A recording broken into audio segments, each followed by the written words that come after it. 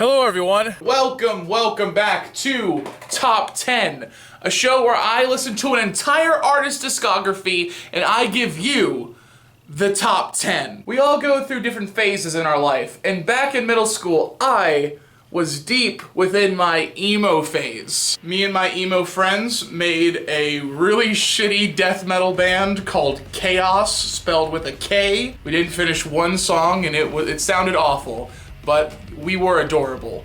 Now, when we were together as a band, I always was the odd one out, because while my friends dressed like this and listened to Slayer and Avenged Sevenfold, I looked more like this, and I listened to Cake. Like Footprints in the Sand, when I was at my lowest in middle school, John McCrea was there playing his vibra-slap right into my ears. Now, for those people who do not know who Cake is, guess what? I'm about to shed some light on you. Who is Cake? I love this thing. Cake is a rock band created by lead singer John McCrea in Sacramento, California in 1991 as a response to the growing grunge movement. And besides John and his right-hand man Vince, the band has had a pretty steady revolving door of members over the years. They have made a total of 6 studio records, 1 live album, and 1 rarities album. A brand new album was slated for a 2014 release, but it has been in development to this very day. Now let me ask you, is Cake the best band ever made? No, not by a long shot, but I've been listening to Cake for years, and it has now become a part of my life. So I'm going to share you some of my favorite little bits of Cake that I've been listening to over the years, and maybe if you like how it sounds, then go ahead and try it out for yourself, see if you like it. And maybe, just maybe, you'll be able to listen to the new album if it ever releases. If it ever releases. Alright, starting with number 10. The Guitar Man.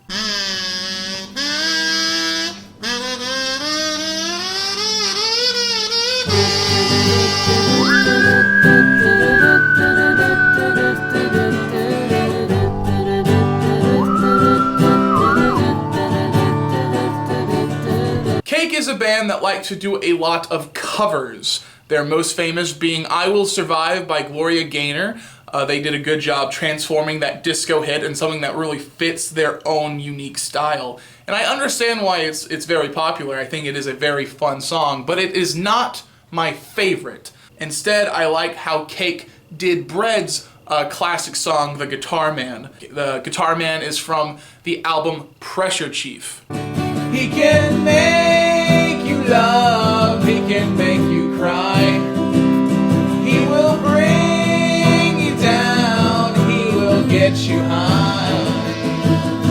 Something keeps him going miles and miles away to find another place to play. Now, Pressure Chief is an album that doesn't get a lot of love from fans and critics, and one of the reasons is because they added synth to almost every single track. And I personally kind of like that part of Pressure Chief because I think it gives it a little bit of a unique sound compared to everything else. And I think it does sound really good. And I think it really works on Guitar Man, so it sets it apart from the Bread original. For those who do not know what the Guitar Man is, it is about the perspective of someone who plays guitar, who is very famous and very popular, but then over time people start leaving him. His 15 minutes of fame came and went, but he's still like, I gotta keep playing, I gotta keep playing the music. And I think it's a beautiful, haunting medley, and I think Cake did it very good justice. Guitar Man is a wonderful song. So yeah, moving on. Number 9 is The Distance. Cake's biggest #1 hit is my number 9 spot on this list. The Distance comes from their classic album, Fashion Nugget. Reluctantly crouched at the starting line, engines pumping and thumping in time. The green light flashes, the flags go up, turning and burning, they yearn for the cup. The Distance, wonderful tune, wonderful sound, something that was so unique at the time, and it's still unique to this day. The Distance is a song all about how the pursuit of success and power can be extremely damaging, especially to those all around you. It takes place from the perspective of a race car driver whose wife is slowly getting lonelier and lonelier at home while he just won't leave the racetrack because he is so determined to be number one and the best. He's going the distance! He's going for speed! She's all alone in a time of need! Because he's racing and pacing and plotting the course! He's fighting and riding on his horse! He's going the distance! It's a very well thought out concept, and I think it's a wonderful, unique idea on how to present that narrative, especially with race cars. I mean, that's something that is a little bit unique in that regard. I wouldn't really call Cake a Tupperware artist, but I think once in a while they have truly just like everything just comes together. The writing is smart. It's really thought out, and I think like this song, that The Distance, was a very, very good test of being a Tupperware artist like. Cake's The Distance is known for a lot of different accolades. For example, it was used for the DreamWorks movie Turbo trailer, as well as the Alvin and the Chipmunks Wii game, so good job, Cake. Number 8 is Sheep Go to Heaven from Cake's album Prolonging the Magic.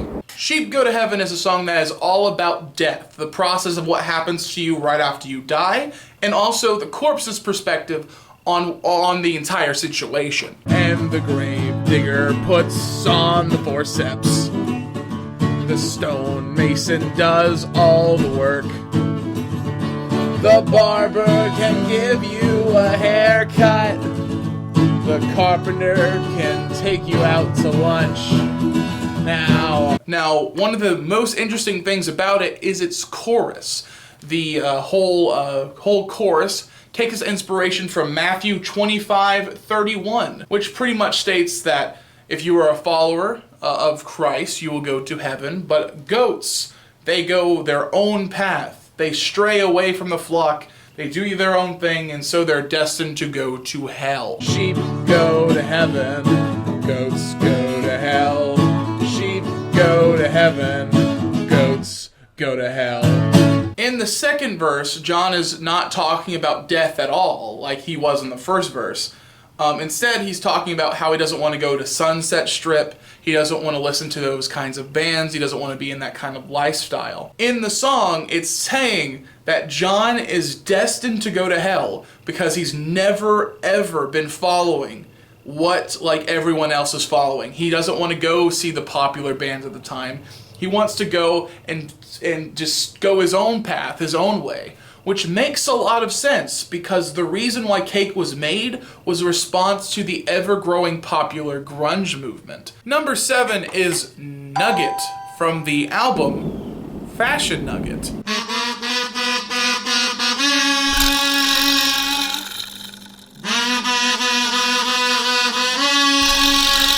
Okay, if you asked middle school me right here what his favorite Cake song would be, well, it would be Nugget, because I thought cursing was funny and also mature. I was wrong on both accounts. Shut the fuck up!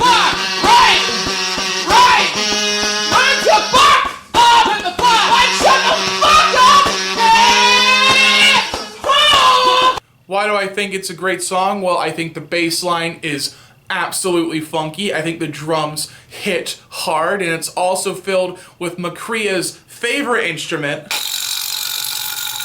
the Vibra-Slap. What is Nugget about? Well, I don't know. I have no idea what this song is about. So let's see what the lovely people on song meetings have to say. This song is about the speaker's dislike of bureaucrats, the heads of state and their practices, and they'll cut you from their bloated budget. Sure, there's the whole anti-bureaucracy angle, but really, I have a feeling it's just a bunch of nonsense that just John I actually disagree. John is actually mocking the people who continuously complain about the government and how bureaucrats take so much from their lives. Stop complaining and buckle up and just do something about it. This song makes me think of veganism. Next song is Rock and Roll Lifestyle from Cake's very first album, Motorcade of Generosity. The best way I can describe Rock and Roll Lifestyle is like Martin Luther's 95 Thesis that's just being nailed on the door of the music industry. Cake is laying out everything they don't like about the industry and just showing it off to everybody, and it got a lot of traction when it first came out. Now, how do you afford your rock and roll lifestyle? How do you afford your rock and roll lifestyle? How do you afford your rock and roll lifestyle? Oh, tell me. Rock and Roll Lifestyle is criticizing the rock and roll and grunge movement at the time, how it was built to be anti-establishment, but has become so popular that it's feeding the beast they were actively trying to rebel against. Let me tell you a story. A couple years back, I was at a Green Day concert for the Revolution Radio Tour, and I was having a good time, so I thought I would just pop over to the merch table. And what I saw when I was at that merch table was $200 masks of each person in Green Day. And I was just kind of perplexed by that. I do know the masks were originally made for like a music video they were making at the time, so yeah. If this was any other band, I probably would care a lot less. Like if this was Gwar or Slipknot, I mean, that makes more sense. I mean, if you want to sell masks of the people's faces. But this is Green Day, who has made such an effort to paint the career as we don't give a crap about this capitalistic society. We want a revolution, but there's just no revolution when you're selling $200 masks of your own face. Yeah, so Rock and Roll Lifestyle is a song that's pretty much describing this exact situation. Number 5 is Palm of Your Hand from the album Pressure Chief.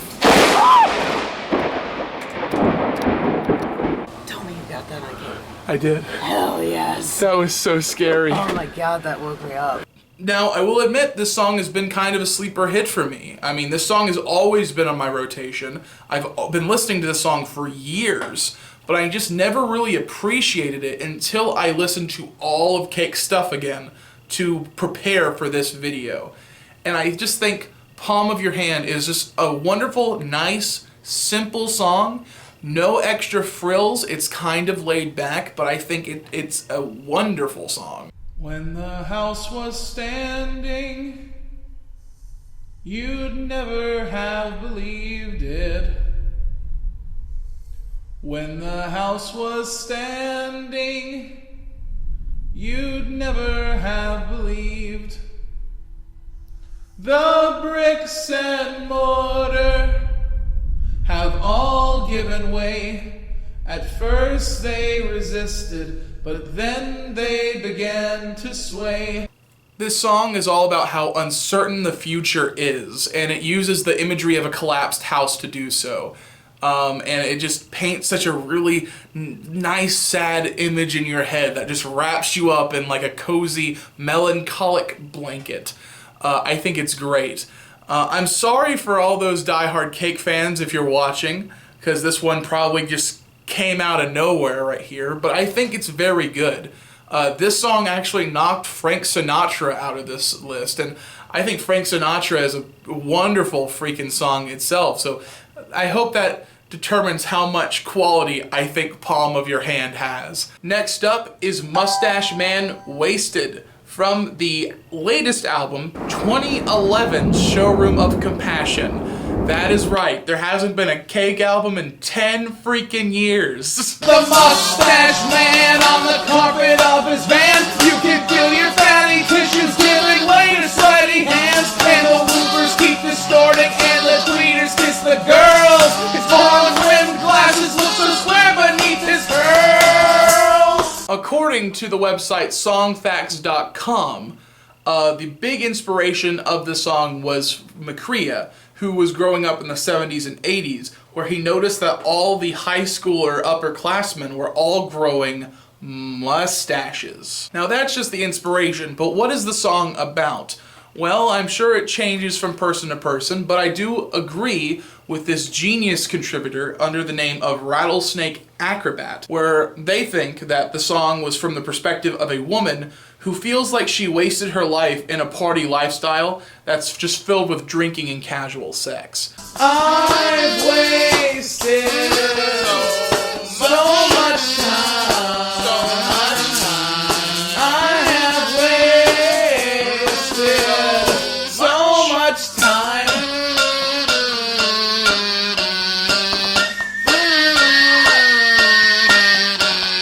What does this song sound like? Well, it's extremely upbeat and wonderful. It sounds like Cake is using every single trick in their book to just make such an awesome freaking banger.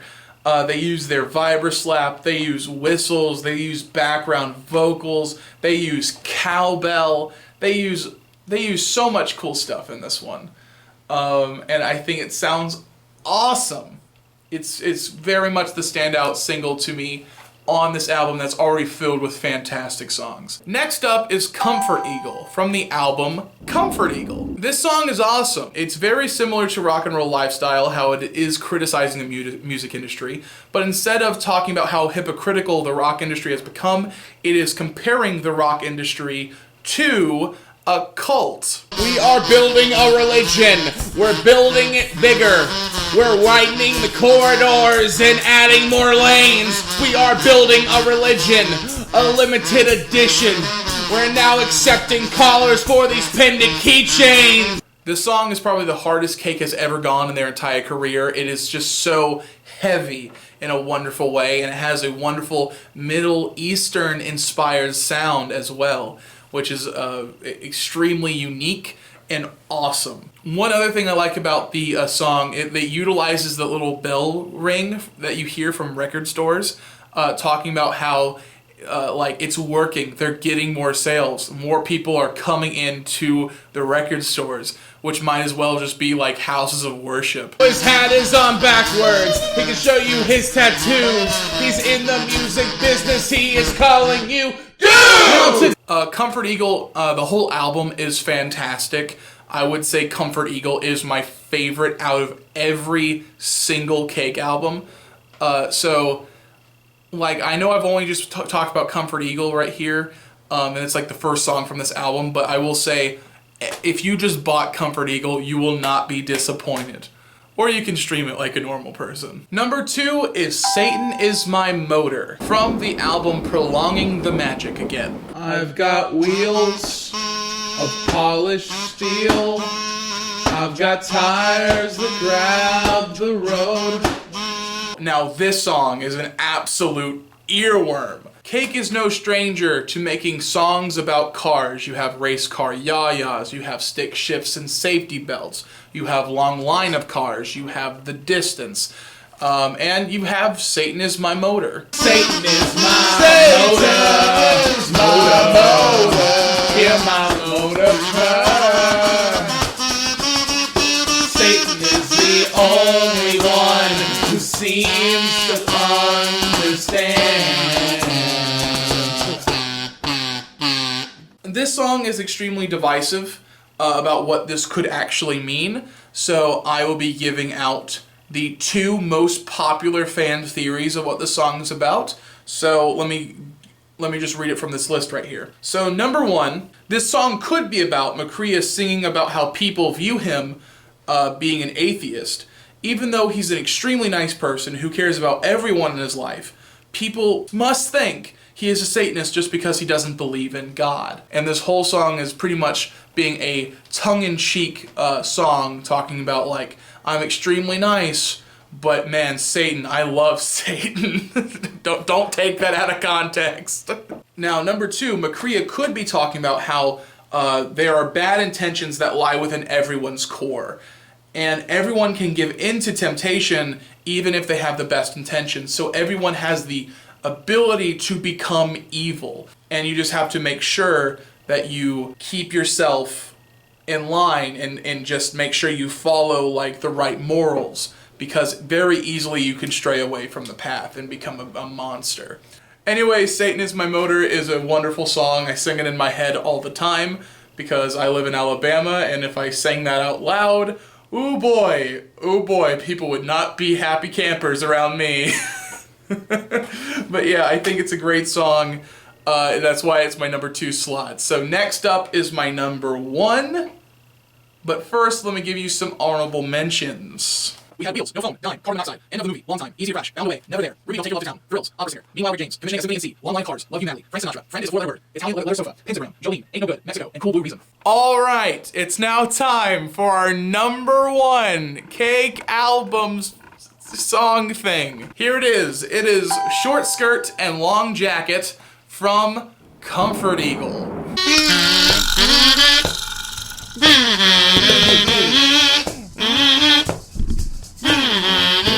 This song, as you probably expect, is a banger.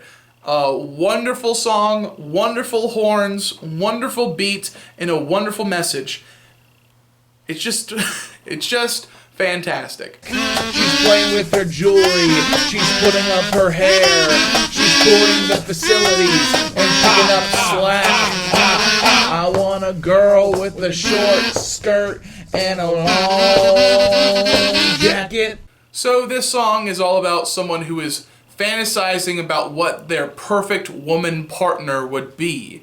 And it starts off simple enough. It talks about how they want a girl who's smart, who has a great fashion sense, but then over the course of the song it gets way too specific where this is clearly never going to happen for this person. Towards the end of the song it gets so ridiculous. He starts talking about the woman like an object, where he talks about how he wants this girl to give him good dividends and has outrageous demands for it, how he wants her to change her name to Karen. The song is really great because it mocks the idea of guys who fantasize about having the perfect woman, because that right there is not really healthy to them, and it's not really respectful to women, because it sounds like women are just little toy robots for you to play with who will solve all of your problems. It's really gross, and this song is talking about, yeah, that's such a gross and stupid way of thinking. Short Skirt, Long Jacket was so good that Mr. Weird Al himself made a parody pretty much of this song with a style parody of his own called Close But No Cigar. In that song, it is talking about almost to a T what this thing is like. But instead of having a guy fantasize about women, it's about women who are dating this guy, and he dumps them for these stupid ideas, for having an earlobe too big, or owning a copy of Joe Dirt on DVD, which I think is very cool. That's how good Short Skirt, Long Jacket works, where Weird Al made a parody of it, and it's almost exactly the same. So yeah, Short Skirt, Long Jacket is my number 1 favorite Cake song. And I think it is fantastic. If you want to listen to this yourself, I have made a Spotify playlist in the description for you to hear.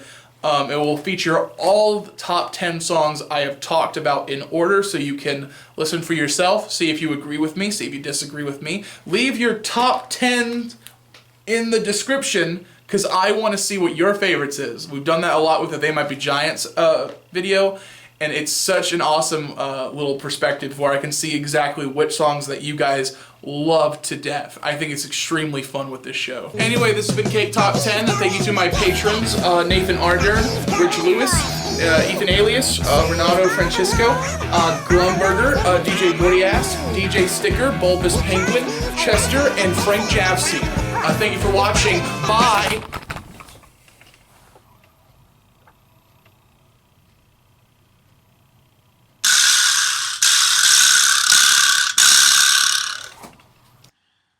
The Virus Lab.